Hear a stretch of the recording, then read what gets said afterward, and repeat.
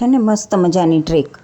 Hello everyone, આજે હું તમારી માટે મસ્ત મજાની ટિપ્સ એન્ડ ટ્રિક્સ લઈને આવી છું. તો મારો વિડીયો જરા પણ સ્કીપ ન કરશો. તો ચલો જરા પણ વાર કર્યા વગર વિડીયો શરૂ કરીએ. આપણે રાત્રે કઠોળને પલાળવાનું ભૂલી ગયા હોય તો સવારમાં કેવી રીતે પલાળવા એ તમને બતાવું છું.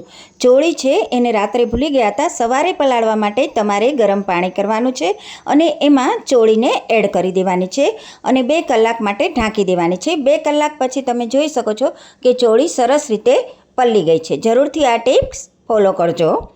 હવે ઘણીવાર આપણે ડુંગળી લઈને આવીએ છીએ તો એ બગડી જતી હોય છે. એ બગડી ન જાય એના માટે હું મસ્ત મજાની ટ્રીક બતાવી રહી છું. તમારે મીઠો લીમડો લેવાનો છે અને મીઠા લીમડાના પાનને તમારે કાઢી લેવાના છે અને જે દાંડી નીકળે એ તમારે ડુંગળીમાં રાખી દેવાની છે. આવું કરશો તો તમારી ડુંગળી સરસ રહેશે અને બગડશે પણ નહીં. આપણે લસણ ફોલીએ ત્યારે એને ફોલવું ઘણું અઘરું છે.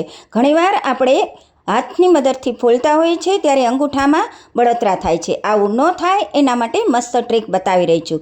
તમારે લસણની કળીને લેવાની છે અને ચપ્પાના મદદથી વચ્ચેથી એનો કાપો પાડવાનો છે. તો તરત જ તમારે લસણની છાલ નીકળી જશે અને ફટાફટ લસણ ફોલાઈ જશે. છે ને મસ્ત મજાની ટ્રીક.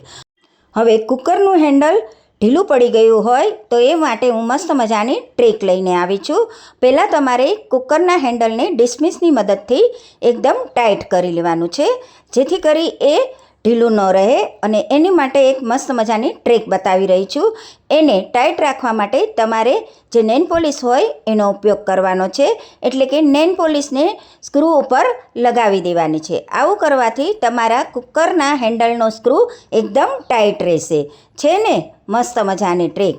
જરૂરથી મારી આ ટ્રીકને ફોલો કરજો અને હા, લાઈક અને સબસ્ક્રાઈબ કરવાનું તો જરા પણ ન ભૂલશો. હવે મળીશ નવી ટ્રીક સાથે. Bye bye.